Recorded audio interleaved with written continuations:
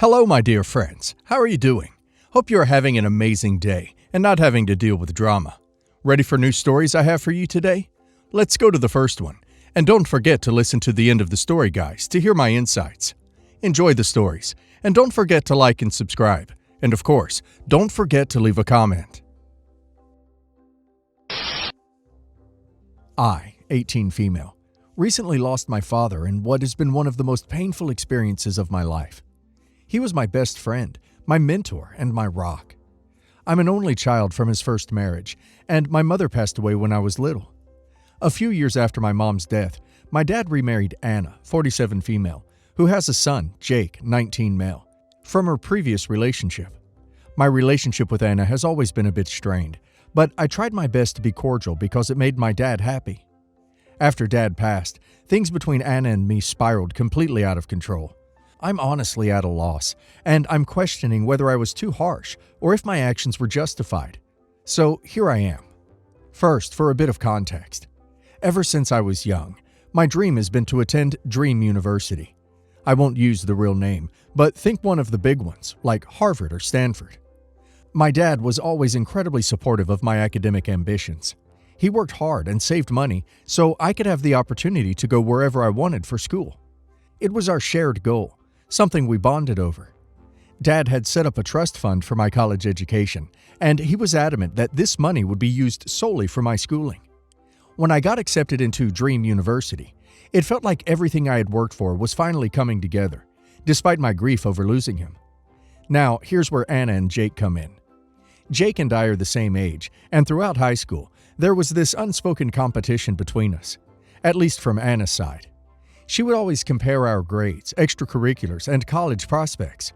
Jake is a good guy, but his academics performance was average at best.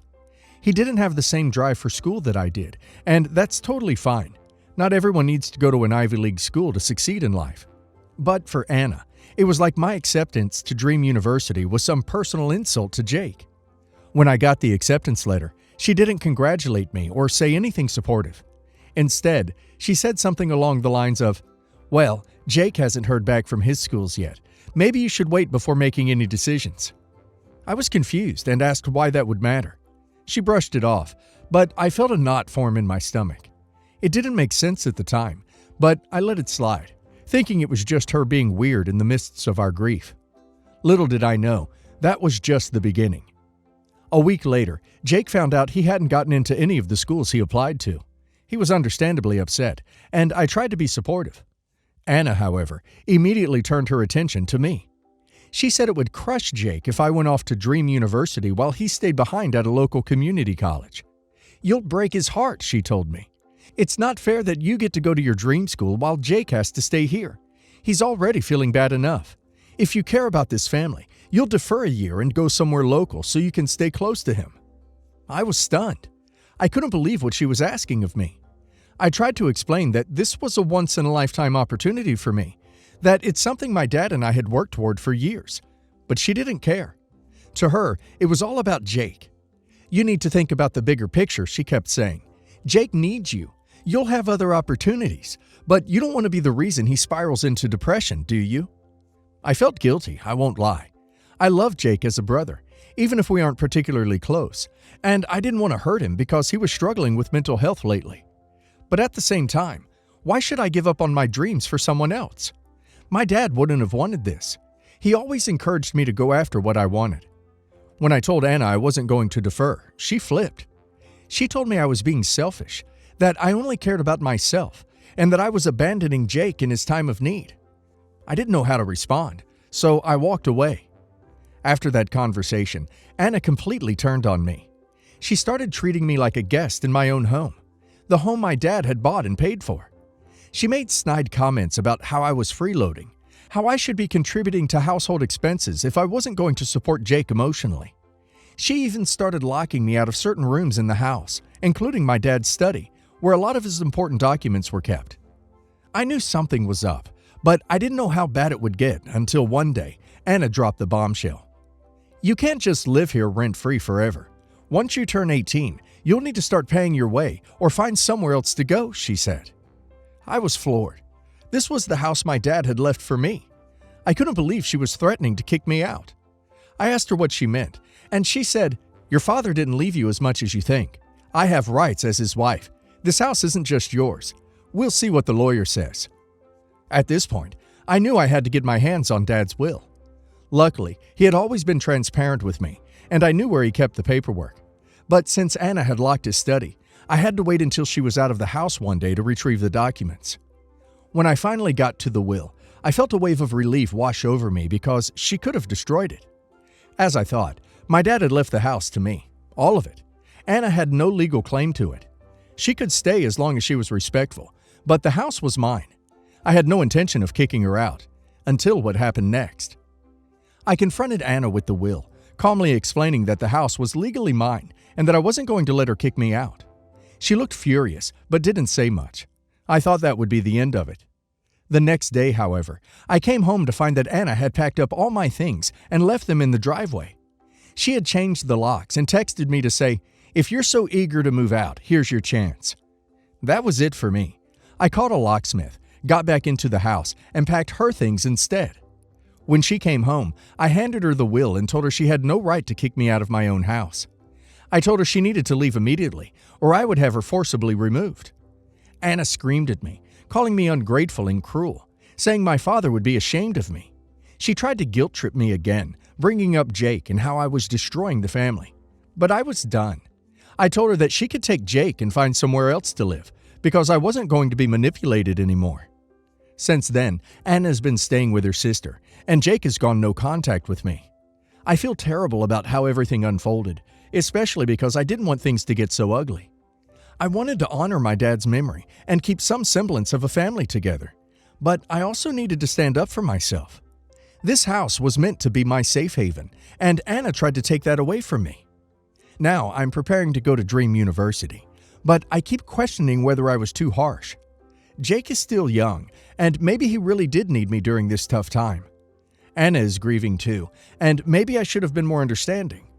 But on the other hand, she crossed so many lines, and I can't help but feel justified in kicking her out. So, Reddit. Am I the a-hole for kicking my stepmother out of my late father's house after she tried to stop me from going to my dream college? OP's not in the wrong here. OP's stepmother was being manipulative, plain and simple.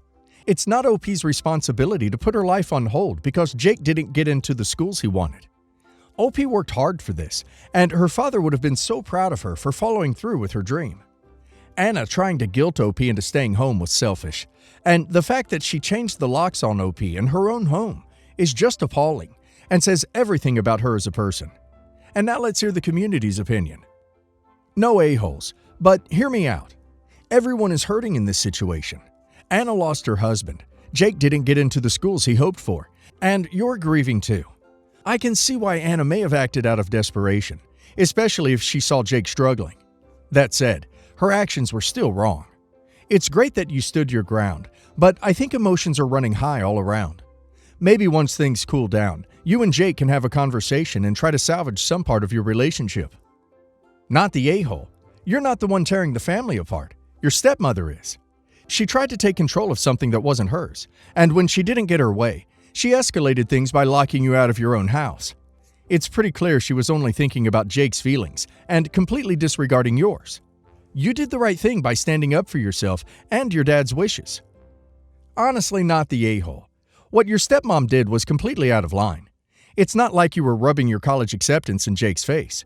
You have every right to go to the school you've worked so hard to get into, and your dad's made it clear the house was yours.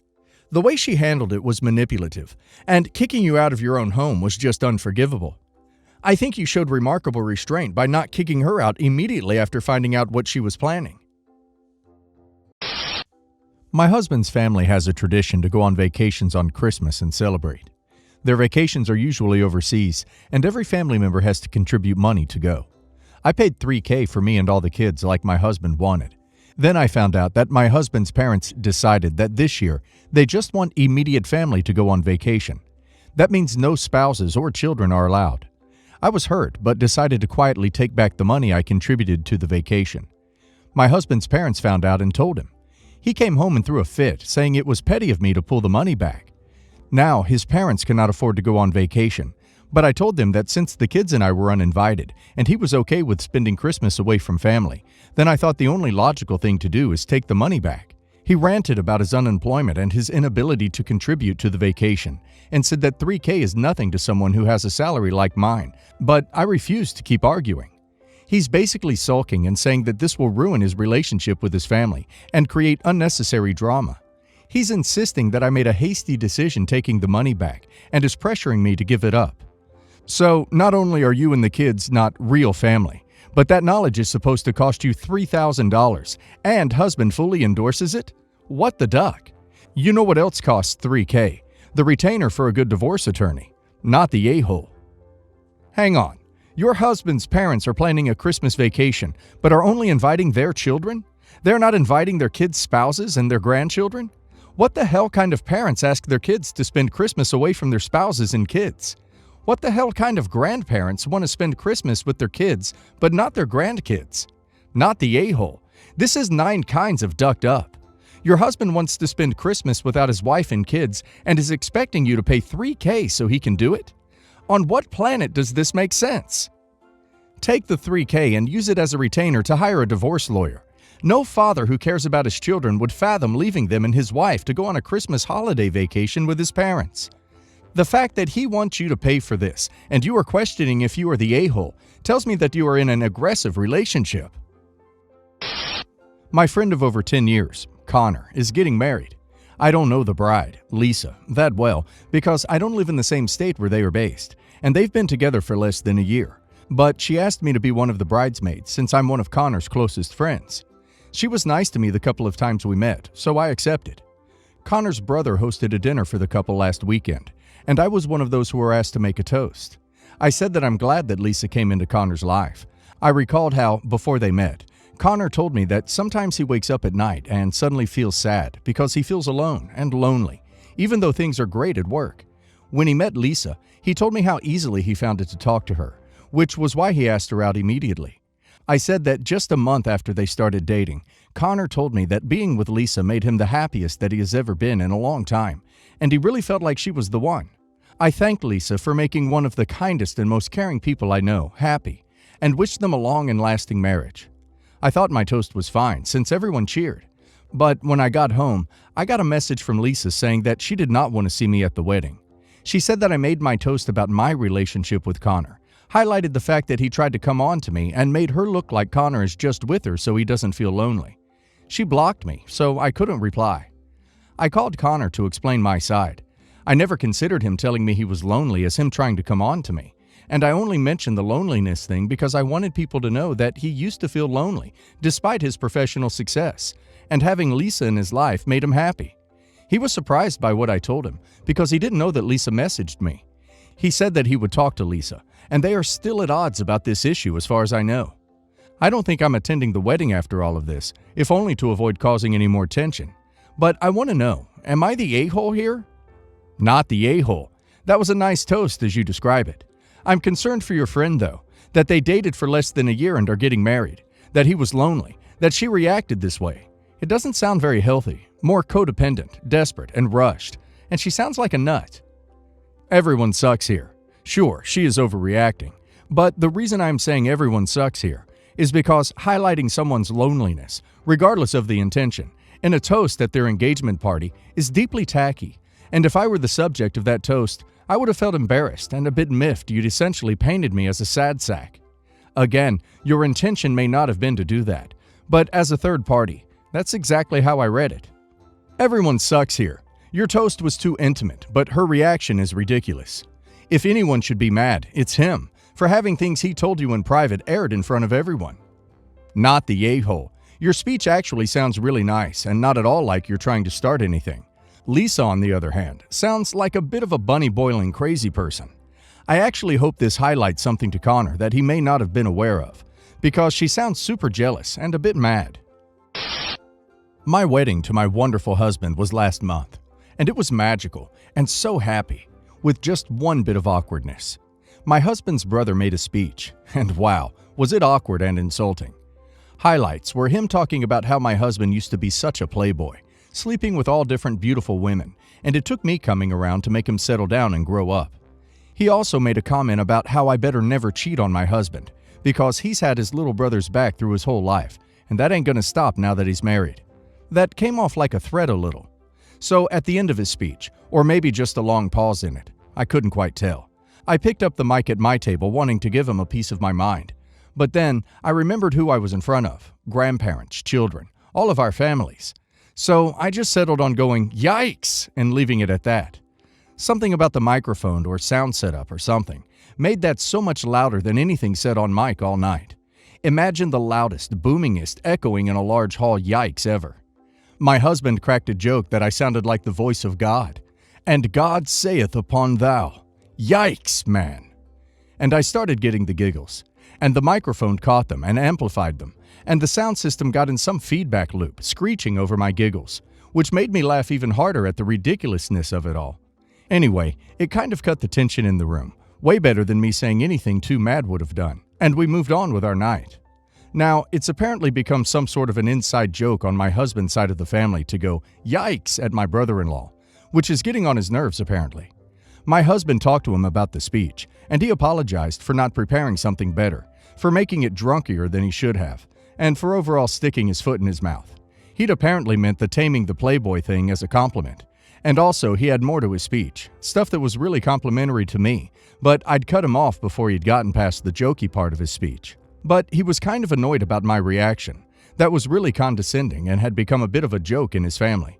Apparently, his kids have gotten in the habit of going, "Yikes, Dad," too. I don't really regret what I said. I was on the spot, holding back from saying something nasty, and I felt like I chilled out an awkward moment okay. Am I the a-hole for my reaction? Not the a-hole. This is hilarious, and you handled it well, even with the microphone making you the voice of God. Who starts to talk about the bride potentially cheating in the future during a wedding speech? Not the a-hole. Oh wow, just wow. I mean, who does that? I think yikes was remarkably restrained considering that your brother-in-law devoted his speech to talking about all the beautiful women your husband used to sleep with, and then making some weird thinly veiled threat. I would probably go nuclear if that happened to me. Not the a-hole. Your yikes was probably the best thing you could have said in that moment. He knows he did wrong too, but since he's obviously embarrassed, it would be good of your family to ease up on the yikes and give him some time to get over this moment enough to be able to laugh at it more.